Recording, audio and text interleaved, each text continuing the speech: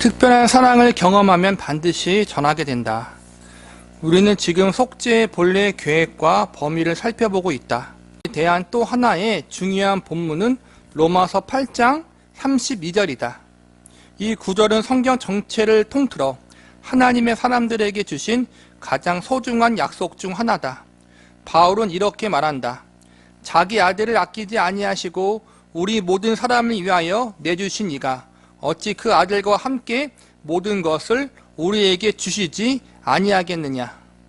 물론 우리는 이 반문의 답을 알고 있으며 그 답의 내용은 곧 반석처럼 든든한 약속이다. 하나님은 자기 아들을 아끼지 아니하시고 우리 모든 사람에게 내어주셨으므로 당연히 그 아들과 함께 모든 것을 우리에게 주신다. 그렇다면 이 구절에서 우리란 누구일까?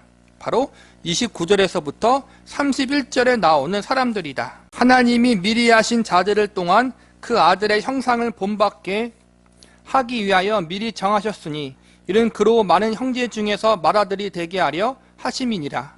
또한 미리 정하신 그들을 또한 부르시고 부르신 그들을 또한 의롭다 하시고 의롭다 하신 그들을 또한 영화롭게 하셨느니라. 그런즉 이 일에 대하여 우리가 무슨 말 하리요? 만일 하나님이 우리를 위하시면 누가 우리를 대적하리요? 바울은 32절에서 우리를 향한 엄청난 약속을 제시한다. 하나님이 그 아들 예수와 함께 모든 것을 우리에게 확실히 주신다는 것이다. 이런 약속이 가능한 이유는 그 대상이 곧 하나님이 미리 아시고 정하시고 부르시고 의롭다 하신 사람들이기 때문이다. 바로 이들이 양이요 흩어진 하나님의 자녀다.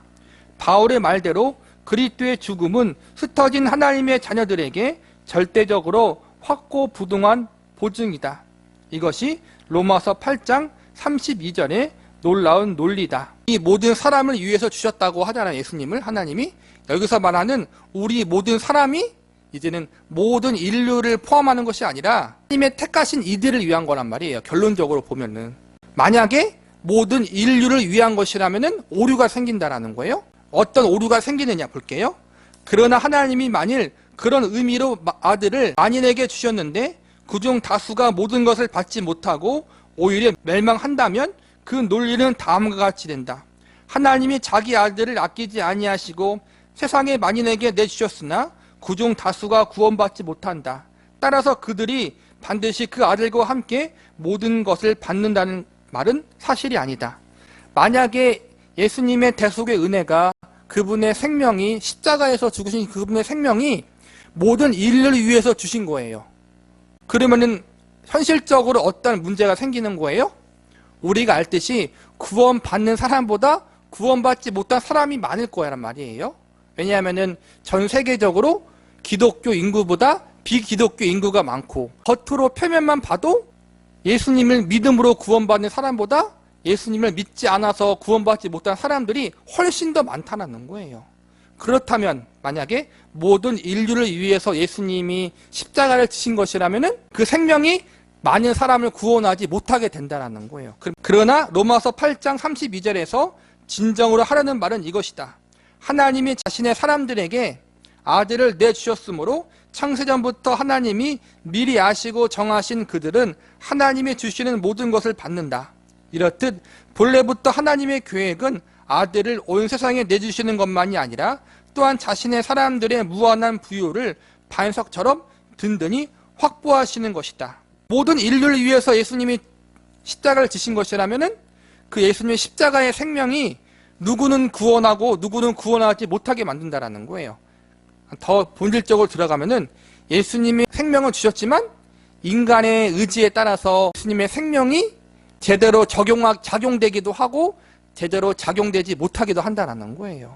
즉 구원이 예수님의 생명에 달려있는 것이 아니라 인간의 어떠함에 달려있게 된다는 거예요. 기본적으로 하나님이 미리 정하시고 택하신 자들을 구원하기 위해서 하나님이 예수님의 생명을 내어주신 거란 말이에요. 그리고 그것은 반드시 성취되어지고 이루어진다는 거예요. 내 간절한 소원은 하나님의 사람들이 이것을 깨닫고 특정적 구속의 은혜 속으로 더 깊이 들어가는 것이다. 특정적 구속이라는 말이 특별한 구속이라는 거예요. 한번 특별하다. 하나님 백성을 향한 하나님의 사랑은 특별해요. 하나님의 사랑과 은혜에는 두 가지가 있어요. 일반적인 은혜가 있고 일반적인 사랑이 있어요. 보편적인 사랑이에요.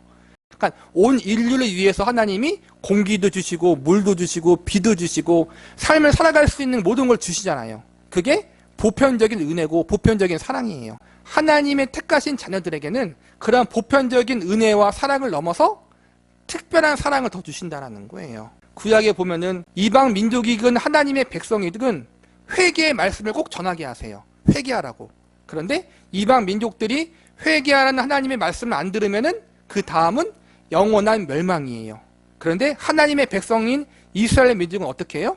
회개하라는 말씀을 안 들으면은 회개할 때까지 하나님이 사랑의 매를 때려서 고쳐서 돌이키게 해요. 그게 차이가 있는 거예요, 여러분. 그게 특별한 사랑이에요. 하나님의 택하신 자들은 어떻게 해요? 회개할 때까지, 예수님 믿을 때까지 하나님이 일평생 연단하시고 사랑으로 계속 강권하셔서 마침내 행복하게 만드신다는 거예요. 그게 예수님의 생명이 성취되어진 거란 말이에요. 그것까지 십자가에서 하나님이 미리 예수님을 통해서 이루셨다는 거예요. 속죄를 통해 우리는 일반적 사랑만이 아니라 특정적인 사랑을 받는 존재다. 우리의 미래는 그리스도의 피로 말미암아 특별히 보장되었다.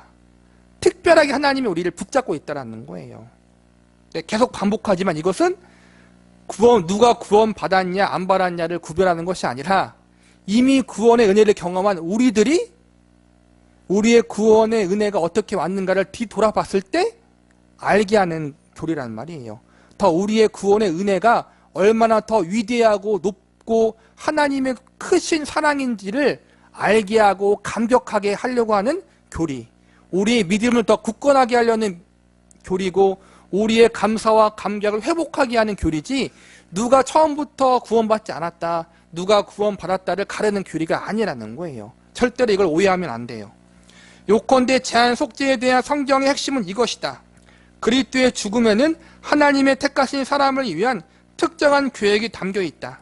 그분이 그들에게 사주신 것은 그저 믿고 구원받을 수 있는 가능성이 아니라 믿음 자체다. 가능성과 기회만 주신 것이 아니라는 거예요. 하나님이 택하신 사람들의 회심은 피로 사신 것이다. 반드시 회심하게 만드신다는 거예요. 하나님이. 우리의 사망과 하나님께 반항하는 마음을 결정적으로 이기는 것은 우리 자신이 아니다. 여기도 나오죠. 우리의 본성은 뭐예요? 반항이에요. 반항. 우리는 반항하는 기질을 타고났어요. 그 반항하는 기질을 누가 이기게 한다는 거예요? 하나님이 이기게 하신다는 거예요. 능력 있는 사랑. 부모의 사랑은 위대해요. 그런데 우리가 살면서 겪어보잖아요. 부모가 사랑해도 안 변하는 자식들이 있어요. 꼭. 대다수는 변하지만 그래도 안 변하는 자식들이 있어요. 그리고 결정적으로 부모의 사랑은 자녀를 구원시킬 수 없어요. 그게 한계예요. 하나님의 사랑은 어떻게 해요? 예수 그리스도의 생명을 통해서 우리에게 주어주신 사랑은 우리를 변화시키시고 우리를 구원시키는 데까지 이르게 하신다는 거예요. 우리의 사망과 하나님께 반항하는 마음을 결정적으로 이기는 것은 우리 자신이 아니다. 속죄받을 자격을 우리의 힘으로 얻어내는 것이 아니라는 말이다. 우리의 사망과 반항을 이기는 것은 하나님의 주권적인 은혜다. 하나님이 그리스도의 죽음을 통해서 그 은혜를 우리에게 피로 사주셨다. 하나님의 은혜를 더 깊이 경험하고 싶다면 바로 여기에 우리가 누릴 수 있는 사랑의 망망대해가 있다. 물론 하나님은 일반적인 사랑으로 세상을 품으신다. 하지만 그분의 아들의 신부가 기껏 그 사랑밖에 느끼지 못한다면 이는 하나님의 의도와는 거리가 먼 것이다. 하나님은 우리가 그분의 특별한 애정에 흠뻑 취하기를 원하신다. 세상이 존재하기 전부터 그분은 우리에게 깊은 애정을 품으셨다. 하나님의 사랑은 우리에게 집중되었다. 그래서 그분은 우리가 이렇게 느끼기를 원한다. 내가 너를 택하였다. 너를 얻으려고 나의 아들을 보내주게 했다. 하나님의 백성들은 단순히 구원의 은혜에 대한 것을 그냥 하나님은 나를 위해 죽으셨다. 그냥 거기서 끝나는 것이 아니라 우리가 주님 나라 가는 그날까지 날마다 더 깊이 깨닫고 감격하길 원하신다는 거예요.